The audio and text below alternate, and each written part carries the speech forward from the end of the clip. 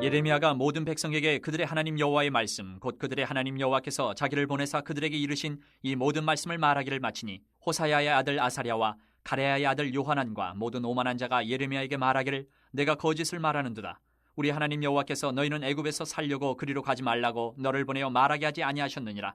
이는 네리야의 아들 바룩이 너를 부축해서 우리를 대적하여 갈대아 사람의 손에 넘겨 죽이며 바벨론으로 붙잡아가게 하려 함이라. 이에 가레야의 아들 요하난과 모든 군지휘관과 모든 백성이 유다 땅에 살라 하시는 여호와의 목소리를 순종하지 아니하고 가레야의 아들 요하난과 모든 군지휘관이 유다의 남은 자 곧 쫓겨났던 여러 나라 가운데에서 유다 땅에 살려 하여 돌아온 자 곧 남자와 여자와 유아와 왕의 딸들과 사령관 누부사라단이 사반의 손자 아이감의 아들 그다랴에게 맡겨둔 모든 사람과 선지자 예레미야와 네리야의 아들 바룩을 거느리고 애굽 땅에 들어가 다바네스에 이르렀으니 그들이 여호와의 목소리를 순종하지 아니함이로라. 다바네스에서 여호와의 말씀이 예레미야에게 임하여 이르시되 너는 유다 사람의 눈앞에서 내 손으로 큰 돌 여러 개를 가져다가 다바네스에 있는 바로의 궁전 대문의 벽돌로 쌓은 축대의 진흙으로 감추라.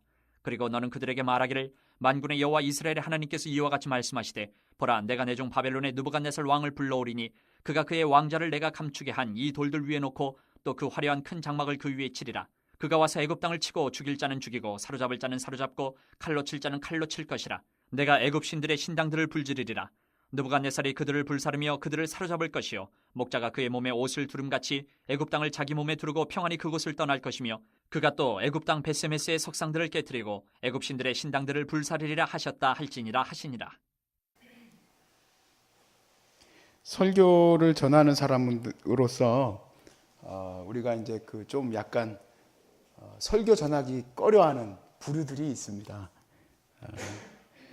저는 아직 전해본 적은 없습니다만 가장 전하기가 어려울 거라고 생각하는 부류는 신학자들이 모인 곳에 신학자들이 이제 모인 그 교수님들이 모인 곳에서 전하는 것을 아마 어려워하는 것을 제가 많이 느끼게 됩니다. 제가 전한 적은 없지만 우리 이제 학교 다닐 때 교수님들이 말씀을 전하실 때 이렇게 말씀을 전하기에 앞서서 그냥 바로 전하시는 게 아니라 꼭 그 자기의 두려운 마음을 얘기를 하시고 전하시는 경우가 있었어요. 이렇게 많은 교수님들과 또 우리 학생들 앞에서 전하는 것이 이제 좀 부족하지만 하면서 이렇게 시작을 하세요. 그 다음으로 이제 좀 어렵게 느끼는 분들과 이제 목사님들, 그 다음 이제 장로님들 이렇게 우리가 많이 느낍니다. 저희 어머니도 예전에 아주 정말 그 번듯한 그런 장로님들과 목사님들 모인 곳에서 전하실 때 처음 막 이렇게 막 어떻게 전해야 될까 하는 걱정을 좀 하셨대요. 왜냐하면 어머니가 여자의 몸으로서 전해야 된다고 생각했을 때 그때 하나님이 이제 힘을 내라 해가지고 이제 뭐 그런 거 걱정 없이 이제 전하셨다 하는 말씀을 했는데 그 이유가 있겠죠. 왜냐하면 이제 내가 전할 때 이 사람들이 내 말을 이렇게 편안하게 듣는다기보다는 뭔가 이렇게 좀 뭔가 판단할 것 같고 뭔가 잘못됐다고 뭔가 컴플레인 할 것 같고 그러니까 사실 되게 두려움이 앞서게 될 겁니다. 오늘 본문 말씀에서 사실은 우리가 말씀을 전하는 사람이 아닌 듣는 사람으로서 조심해야 될 부분에 대해서 생각하게 하는 그런 본문입니다. 우리가 말씀을 들을 때에 이 말씀은 듣는 자로서 우리는 그 말씀을 듣는 것을 어떻게 해야 될까? 말씀을 전하는 사람이 아무리 하나님 말씀을 정확하게 전하면 뭐합니까? 말씀을 듣는 사람이 아니라 하면은 그 말은 그냥 땅에 떨어지는 것 아니겠습니까? 오늘 말씀을 예레미야가 다 말씀을 마쳤다 그랬습니다. 오늘 본문의 1절은 말씀을 마쳤어요. 그리고 나자 2절 말씀에서 이와 같은 반응이 나타났습니다. 호세아의 아들 아사랴와 가레아의 아들 요하난과 모든 오만한 자가 예레미야에게 말하기를 네가 거짓을 말하는도다. 우리 하나님께서는 너희는 애굽에서 살려고 그리로 가지 말라고 너를 보내어 말하게 하지 아니하셨느니라 라고 얘기합니다. 이전에 그들이 뭐라고 했습니까? 예레미야에게 하나님께서 무슨 말씀을 하시든 우리가 듣겠나이다 그랬어요. 우리가 순종하겠습니다. 그래서 얘기했더니 아니라는 거예요. 하나님이 그렇게 얘기해 주실 수가 없다. 하나님께 순종하겠다고 말은 했지만 이제 무엇을 부인하는 거냐면 말씀을 전한 예레미야를 인정하지 않는 거예요. 사실은 예레미야는 통로일 뿐이에요. 하나님 말씀을 전한 예레미야를 인정하지 않아요. 어느 날 제가 아는 청년이 콜롬비아 로스쿨에 다닐 때였어요. 아주 정말 대단한 학교죠. 근데 이미 뭐 거기에서는 뭐 동성연애 문제에 대해서 합법화에 대한 문제들이 이미 거론되고 있었을 때입니다. 이미 미국에서 이제 다 통과됐죠. 그때 이제 이미 이메일이 왔어요. 학교에서 이제 그런 어떤 토론을 하고 심란한 마음으로 저에게 이메일이 왔던 거겠죠. 그래서 저한테 질문이 목사님은 동성연애에 대해서 어떻게 생각하십니까? 하고 이제 이메일이 왔어요. 이건 단순히 저한테 동성연애는 성경에서 죄니까 죄라는 거 맞죠? 이런 식으로 물어보는 게 아닙니다. 말 그대로 인문학적으로 이거를 어떻게 접근해야 되냐. 성경에 죄라고 써 있으니까 믿어라 이런 정도가 아니라 이걸 인문학적으로 어떻게 접근해야 될 부분이냐라는 거죠.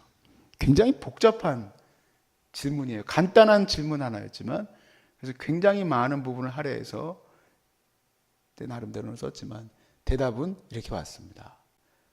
제가 답을 얻었습니다 하고 제 글을 통해서가 아니라 제 스스로가 답을 얻었습니다 하고 그렇게 나왔어요. 즉 그 말은 어떤 결론을 내렸는지는 저한테 얘기를 안 줬어요. 어떤 결론을 내렸는지는 안 줬지만 그냥 제가 답을 얻었습니다.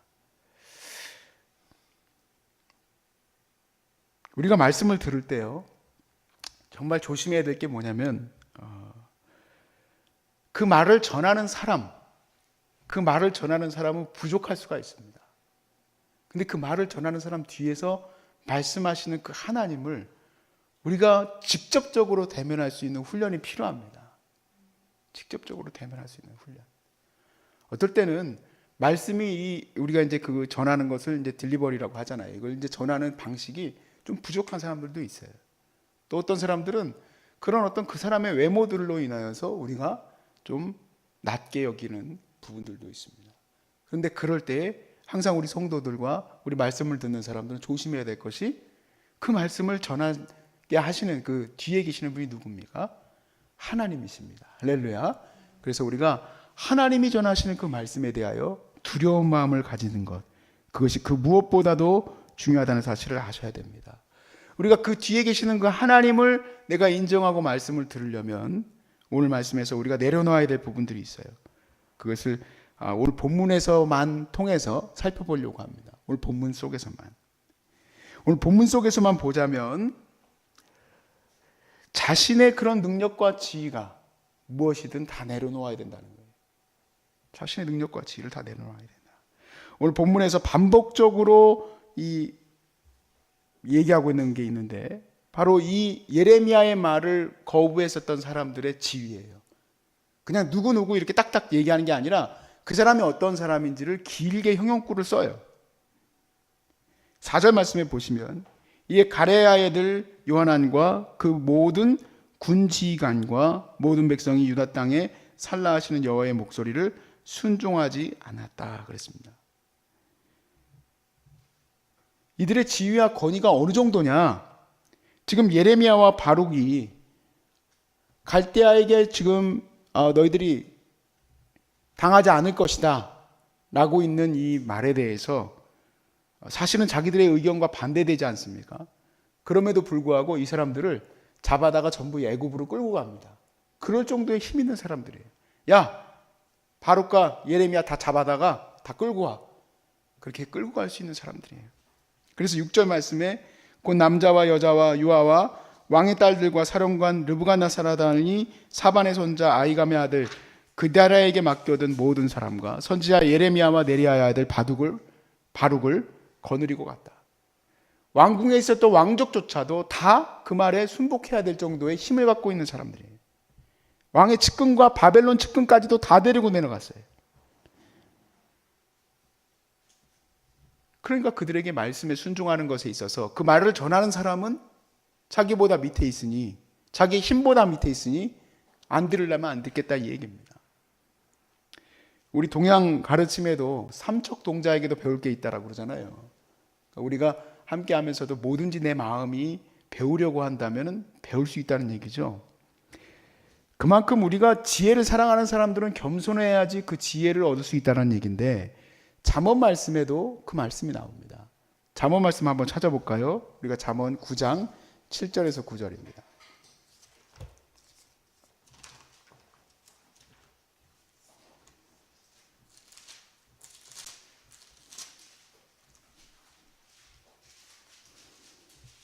잠언서 9장 7절에서 9절.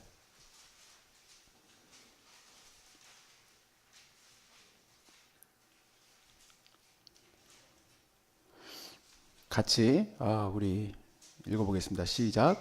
거만한 자를 징계하는 자는 도리어 능욕을 받고 악인을 책망하는 자는 도리어 흠이 잡히느니라. 거만한 자를 책망하지 말라. 그가 너를 미워할까 두려우니라. 지혜 있는 자를 책망하라. 그가 너를 사랑하리라. 지혜 있는 자에게는 교훈을 더하라. 그가 더욱 지혜로워질 것이요 의로운 사람을 가르치라. 그의 학식이 더하리라. 아멘. 사실 교만한 사람들은 가까이 가서 가르치고 싶은 마음도 없습니다. 왜냐하면은 그런 사람들은 들으려고도 하지 않죠. 오늘 이 말씀 그대로예요. 이 거만하고 오만한 자라고 나왔잖아요. 이 오만한 자들이 예레미야를 오히려 더 힘들게 만들고 어렵게 만들었죠. 주의 말씀을 가르쳤으나 그들은 듣지 않았습니다. 헨리 브레커비라는 사람 혹시 들어보신지 모르겠지만, 이 헨리 브레커비가 그 하나님의 음성을 듣는 법이라는 책으로 아주 유명해지신 분이에요. 근데 이 하나님의 음성을 듣는 법의 책을 저도 몇 번 가르치고 또 그렇게 했었었는데, 이분은 어느 정도냐면은 심지어는 교회에 나오는 그 광고 그런 거 있잖아요. 그걸 통해서도 하나님의 음성을 들을 수 있다라고 얘기하시는. 그러니까 내가 다니면서 모든 곳에서 하나님의 음성을 들을 수 있다. 어떻게 보면 좀 조심스러운, 경계해야 될 부분도 있고 그런 얘기지만, 자칫 잘못하면은 어떤 분들은 뭐 작은 어떤 느낌 가지고도 하나님의 음성이라고 하고 이렇게 막 행동을 과하게 하는 분들도 있으니까요. 그래서 실제로 교회가 어려워졌던 경우도 있고, 실제로 막 목사님한테 막 메모를 써가지고 하나님이 이렇게 얘기하셨다 해가지고 막 올려보내고 그랬던 일들도 있습니다. 그러니까 경계하고 조심해야 될 부분이 있는 얘기예요. 그럼에도 불구하고 그 태도는 내가 최대한 하나님의 말씀에 민감하고 또 낮아지려고 하고 또 그분의 음성을 귀 기울이려고 하는 태도죠. 그건 참 좋은 태도입니다. 제가 저희 어머니와 함께 그 노숙인들 그 아침에 밥을 주는 때가 있었어요. 지금 이제 안 합니다만은, 나라에서 이제 막 뭐 어디서 못하게 하고 해서 이제 결국에는 그게 어려워졌어요. 별로 그렇게 큰 의미가 없어졌다 이 얘기죠. 그래서 이제 저희들이 이제 그걸 이제 처음 뭐 나라에서 이제 이렇게 모아놓고 저쪽 서울역 동쪽 광장 저 끝자락에 어디에 다 모아놨어요. 그 이런 일들을 하시는 분들을. 그래서 저희들은 이제 아침에 그 일을 했는데, 새벽에 그때 이제 열심히 우리가 했는데, 그럼에도 불구하고 나라에서 모아뒀기 때문에 이게 뻗듯한 건물에서 이제 뭔가 뭐 해주는 것 같잖아요. 그러니까 이 사람들이 굉장히 뭔가 뭐 나라에서 뭘 우리가 받는 줄을 알았나 봐요. 그래가지고 어떤 분이 막 어머니한테 와서 담배꽁초를 팍 집어던지면서 주먹으로 때리려고 그러더라고요. 그래서 뭐 우리한테 뭐 고기를 줘라 뭘 줘라 막 니네가 뭐 받는 게 얼마냐 막 그래가지고 제가 놀래가지고 기겁을 하고 막 그 다음날 또 나가고 그랬었어요. 그리고 어머니도 그때는 정말로 슬럼프에 빠지셨더라고요. 내가 이 일을 왜 해야 되나 하는 생각도 들고, 내가 이런 대우를 받으려고 하는 것도 아니고, 내가 이거 안 한다고 해서 뭐 어찌 되는 것도 아니고, 지금 이렇게 지금 막 나라에서 다 모아놔가지고 이런 상황에 벌어졌는데, 그랬었는데 그날 기도할 때에 이제 여러 가지 마음 가운데에서 특별히 이제 처음 이제 기본 마음으로 바뀐 거죠. 하나님 은혜 주셔서. 그게 뭐였냐면, 그분의 음성을 통해서도, 노숙인의 음성을 통해서도 하나님이 말씀하시는 걸 들으려고 하시더라고요. 그래가지고 그 사람의 말은 곧 하나님의 말씀이다. 내가 그렇게 해서 그 다음날 또 와요. 담배를 이렇게 탁 물고 이렇게 하면서 와가지고는 탁 집어 던지더라고요. 제가 손으로 딱 치면서 이제 또 올 곳이 왔구나 그랬는데, 딱 겸손하게 선생님 말씀하고 싶으신 것 얘기하십시오. 그러시더라고요. 우리가 태도가, 말씀을 듣는 태도가 어떻게 되는지를 좀 약간은 극단적으로 얘기를 드리는 거예요. 그리고 나서부터는 그분의 말대로 고기에 대한 부분, 이런 부분 다 지원해 드리는 일들이 있었죠. 뭐 사람들이 뭐 말리고 뭐 그러면 망하네 어쩌네 그랬지만, 하나님이 또 그걸 다 공급하시는 걸 봐서는 하나님이 이걸 원하시는 거구나. 그걸 우리가 어떻게 들을 수 있겠습니까? 그 사람을 깔보고 무시하면 절대로 들을 수가 없어요. 그런데 하나님의 음성을 전하는 그 모든 것에 대해서 내가 들으려고 하면 하나님의 음성을 순종하고 나아갈 수 있을 줄로 믿습니다. 사실 정말 어마어마한 모든 것들 가운데서 유명한 목사님과 또 유명한 그런 어떤 설교의 그런 방식과 방법을 통해서 들을 때 우리가 감동이 되고 힘을 얻게 되지만, 사실 정말 내 자신이 회복되고 내 자신이 정말 이 뭔가 하나님의 은혜를 경험했던 때를 생각해 보면 가장 내가 낮아졌을 때예요. 내가 가장 낮아졌을 때. 내가 일부러 낮아지도록 하나님께서 그렇게 할 필요가 뭐가 있겠습니까? 이렇게 어려운 상황에서도 안 낮아지잖아요, 이 사람들은. 이렇게 어려운 상황에서도. 가장 낮아질 때. 그 시간이 낮아질 수 있는 시간 되시길 바라고, 그 시간이 주님의 음성을 정말 우리가 반가워하고 기뻐하는 시간 되시면 여러분의 모든 예배와 여러분의 모든 삶이 즐겁고 행복한 삶이 될 줄로 믿습니다.